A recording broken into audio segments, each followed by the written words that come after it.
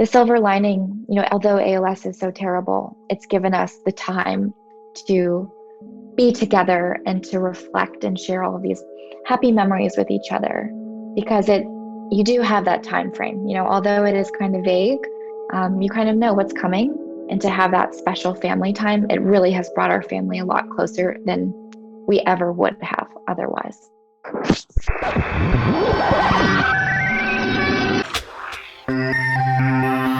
Hello to everyone out there, and thank you for finding us on your favorite podcast service and being with us for another episode of Connecting ALS. I'm one of your hosts, Mike Stevenson, and I'm here with my co-host, Jeremy Holden. And this week, Jeremy, we're simply setting up a conversation and stepping out of the way as our fantastic colleague, Sandra Sullivan, was able to connect with Sarah Trott, who many of you may know from ABC's The Bachelor, about her personal connection to ALS. Yeah, Sarah was a 19-year-old college student, Mike, when her father was diagnosed with ALS. She talked to Sandra about her experience as a young caregiver and about the work that she's doing today to help empower and connect other caregivers across the country.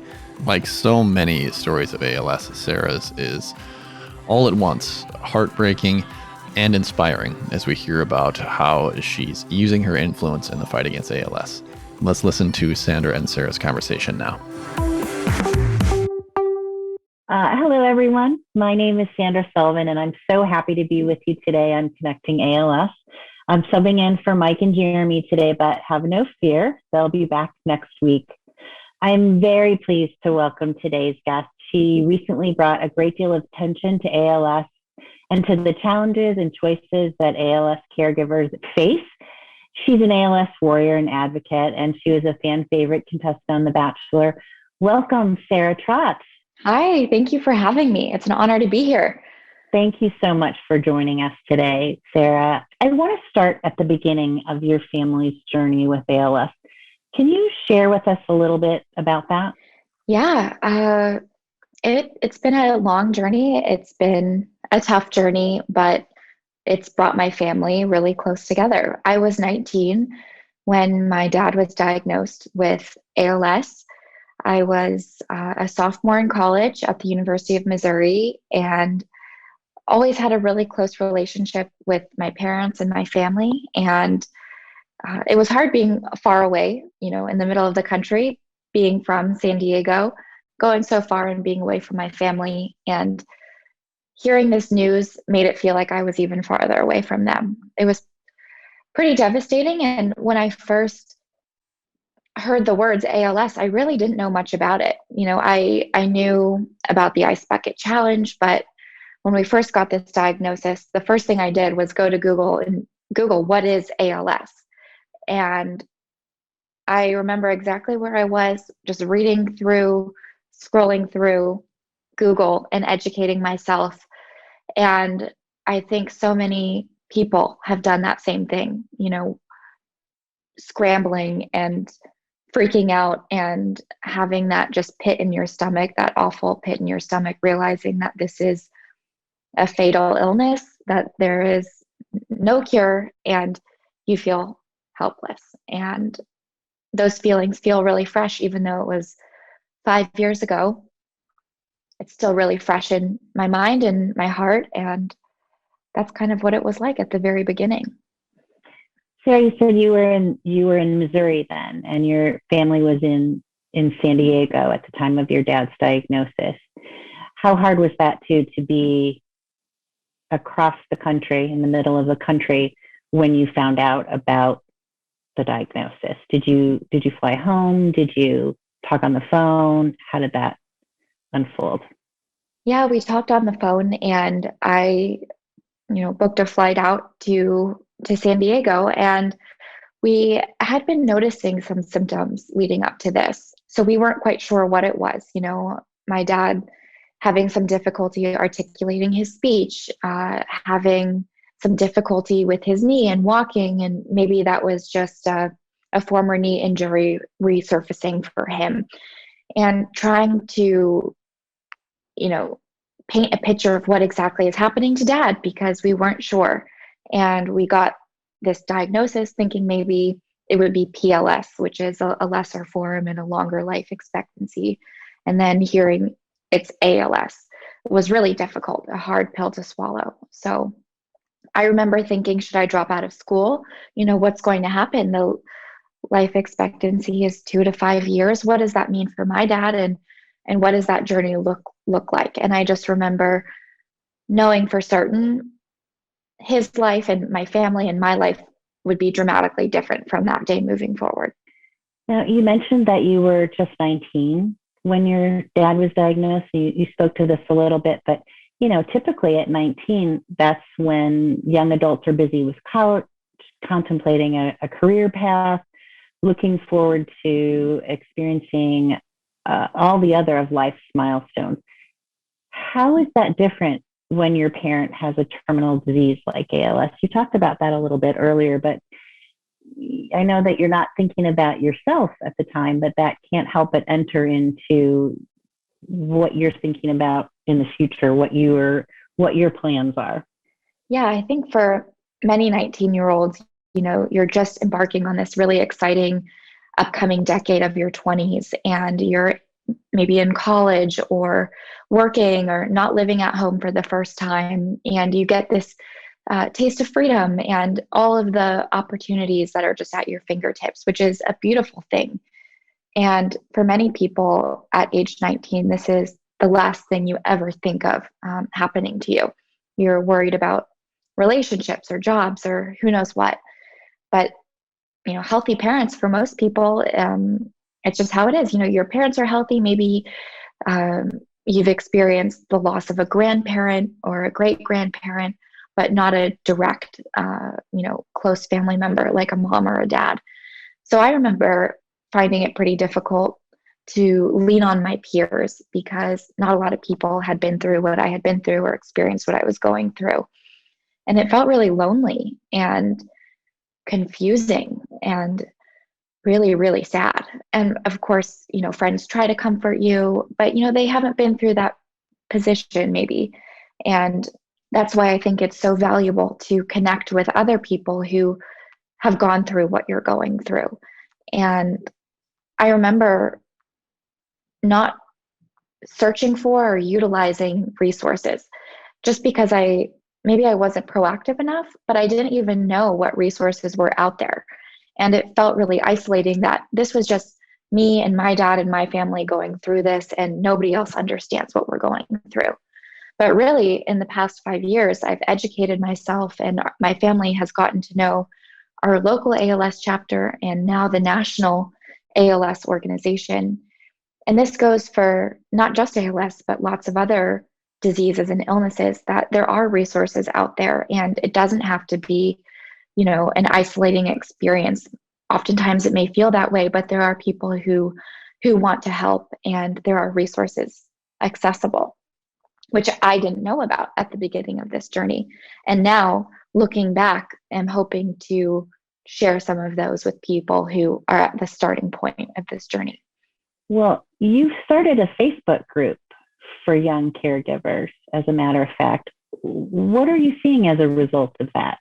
It's been beautiful to see these connections. And I guess what prompted this after my appearance on The Bachelor and getting really vulnerable and opening up about my family and our experience with ALS, and being able to share my dad's story and his resilience and positivity on a national platform like this show, was such an honor and a blessing and terrifying all at the same time. And I wasn't sure how it would be received, because it's not a pretty thing to talk about. And I don't want to look like I'm just looking for pity or whatever that may be. This is my story and this is my family's story. And I was shocked to see the outpouring of support, and literally hundreds and thousands of messages flooding my Instagram inbox, my email, my Facebook, other young women going through similar situations with ALS or cancer or other terminal illnesses, and just feeling this avalanche of support. And in the beginning, I tried to respond, reply back to all of these messages, and quickly realized it just wasn't possible. There's too many. And as sad as it is that so many people are going through something similar, there's something empowering in that. And I asked my audience on Instagram, what can I do and how can I serve you guys? And I'm learning as I'm going. But the first thing that I thought to do was to create a group where these people aren't just reaching out to me, but they can reach out with each other. And since January, when I started it, we now have almost 800, mostly young women in this group. Wow. Yeah. That's impressive. That's fantastic. And what we're finding is, countless connections, young women, it's almost on autopilot. These people put them together and it's a powerful force. A really difficult thing that has happened to these young women, but they're relying on each other and learning from each other and sharing resources, or what's the best wheelchair cushion, or what do you recommend for a Hoyer lift, and finding that these people are in their same cities or in their same states. And I think it's really beautiful to see that connection unfold. And unfortunately, with COVID, we can't meet up in person as easily, but the next step is, a virtual retreat and hopefully in-person retreats to really connect and unite these women together. How important is it to have that encouragement and support from your contemporaries and peers who are in similar situations?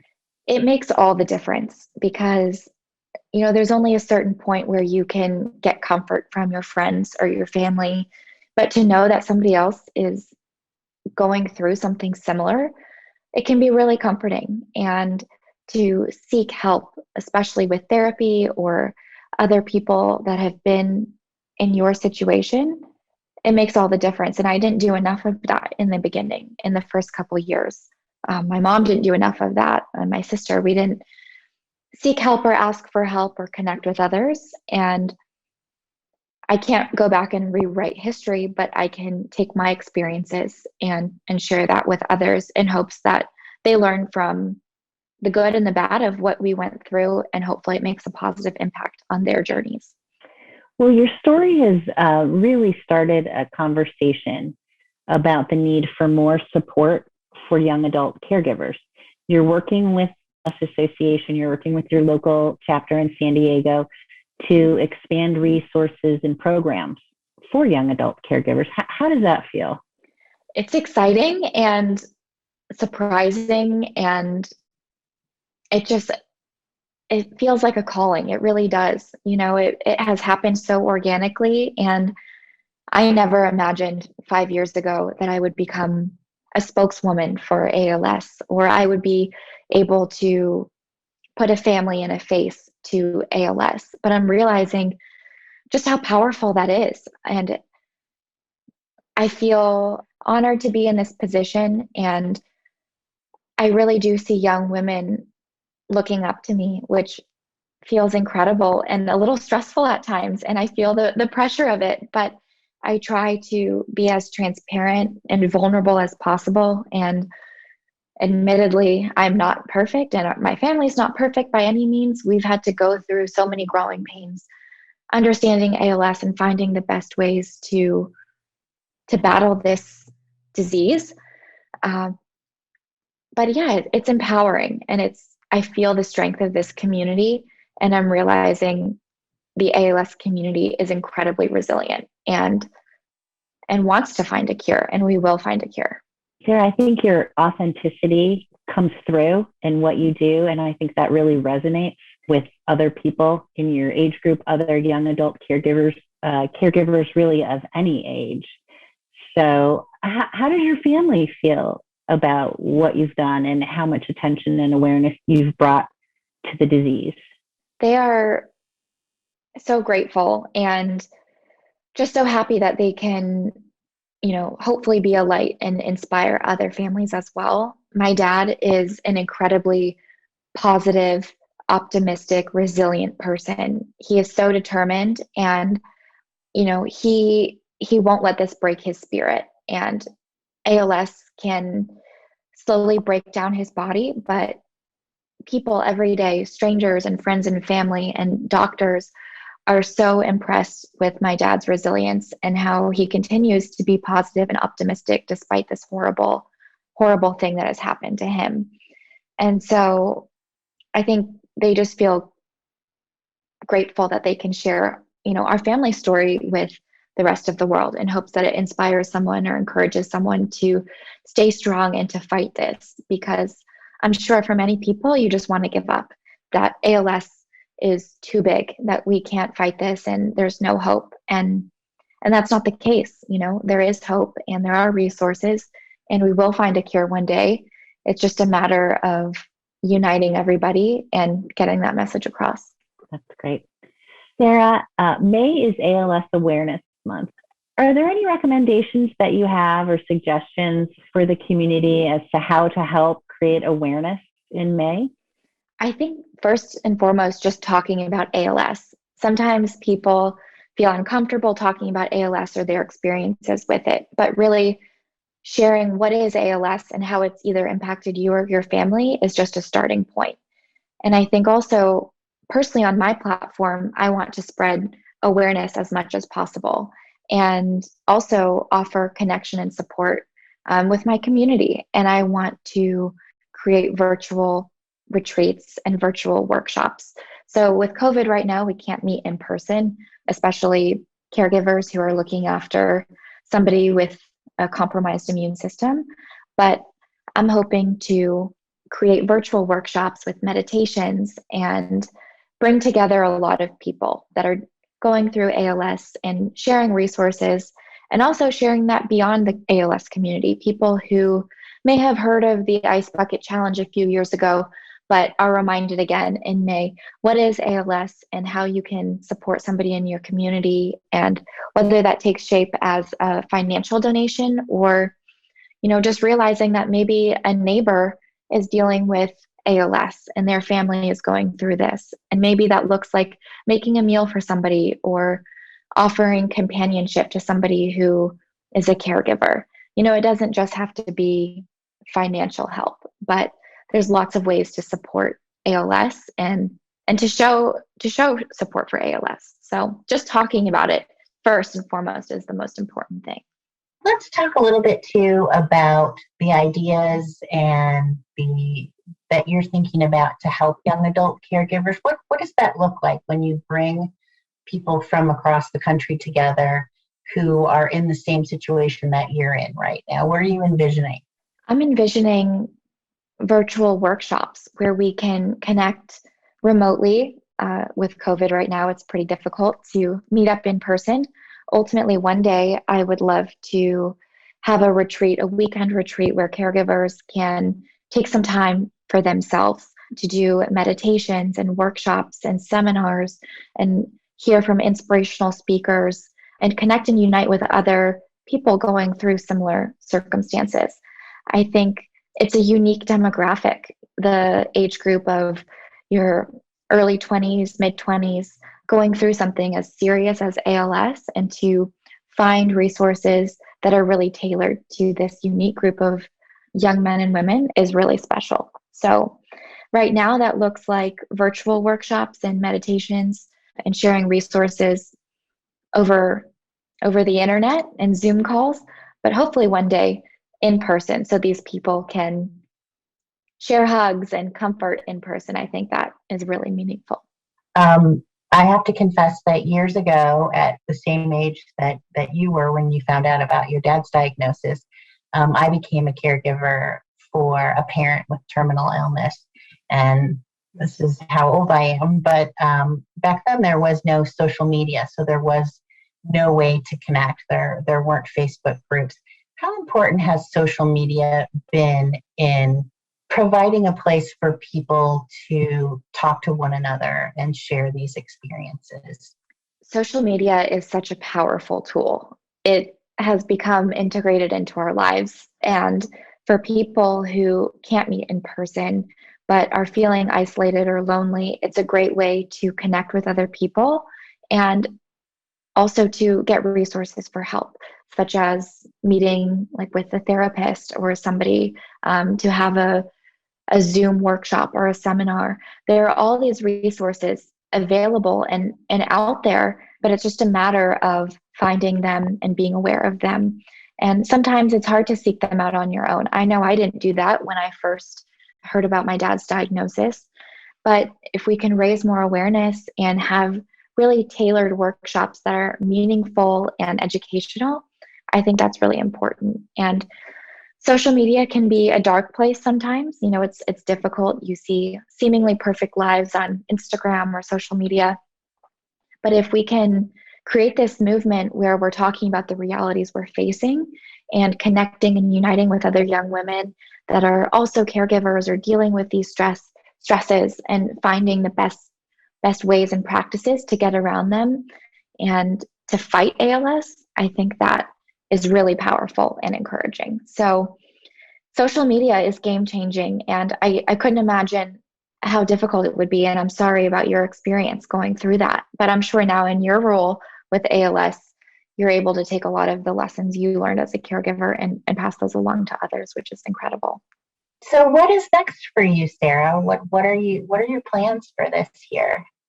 Yeah, I think learning to roll with the punches and go with the flow. COVID taught us that. This diagnosis of ALS taught me that. So as much as we can plan, sometimes it's not always possible, but really using my voice and my platform to amplify ALS research, especially in May for ALS Awareness Month, and navigating these uncertain times with COVID, but using the resources I have and my platform to connect people. I think that would be great virtually. And then hopefully to have these in-person retreats. But from a personal standpoint, just spending time with family and really living in the moment and not thinking so much about, what's going to happen 6 months from now, 12 months from now, because a lot of it is out of your control. But what you can control is the time that you can give to your loved ones, and making an effort to balance that, to spend time with family, but also to spend time on myself and to make sure I'm sleeping and eating and having healthy habits, seeking therapy, and really relying on this caregiver community. That's how I see my next year shaping up for sure. And finally, Sarah, how is your family doing? How's your dad doing? He's doing okay. It's a very challenging situation for him. Fortunately, we have great friends and family supporting us and popping in. We are doing socially distant visits now. So my dad, even with ALS, he still loves to see his friends. So he'll do Zoom calls, he'll do backyard meetups, 6 feet away. And he's doing okay. He's staying positive, but ALS is a really difficult disease. And I see just in the past months how his condition has declined a little bit. And I've been spending a lot of time in San Diego because that's the best thing I can do, is just spend time with him. And we will watch old family videos and share stories. And the silver lining, although ALS is so terrible, it's given us the time to be together and to reflect and share all of these happy memories with each other, because you do have that time frame, although it is kind of vague, you kind of know what's coming. And to have that special family time, it really has brought our family a lot closer than we ever would have otherwise. So we're grateful for that. Sarah, is there anything that I've left out? Is there anything that you'd like to leave our listeners with? Or I just want to say thank you to everybody that has expressed, support and comfort to our family, because it means the world to us. We're so grateful. And I love sharing words of encouragement, messages I get on Instagram or Facebook with my dad. And it brings him so much happiness and joy to see those messages. And I think we need more of that. Sometimes social media can be a really dark place, and a place where we feel like we can't express the realities going on in our lives. And I try to be as transparent as possible with what's really happening behind the scenes. It's not all perfectly curated photos. It's sometimes sad and hard, but to be real with each other about what's going on, finding comfort in that and sharing encouragement is really powerful. And I just want to say thank you to everyone, because it means a lot. Sarah Trott, thank you so much for coming on the podcast today and talking to us. Really appreciate you taking the time out to do so. It was an honor. Thank you so much for having me. Such a powerful and inspiring story, Mike. Sandra's right. Sarah is a fierce warrior in the fight against ALS. We look forward to her continued work to empower caregivers, and we will share some caregiver resources in the show notes. That will conclude this week's episode. Be sure to give us a follow on Facebook and Twitter for all of the latest content, and subscribe or follow on your favorite podcast service to make sure weekly episodes hit your inbox. This episode was produced by Garrett Tiedemann of the ALS Association's Minnesota, North Dakota, South Dakota chapter. Thank you all for listening. We'll connect with you again soon.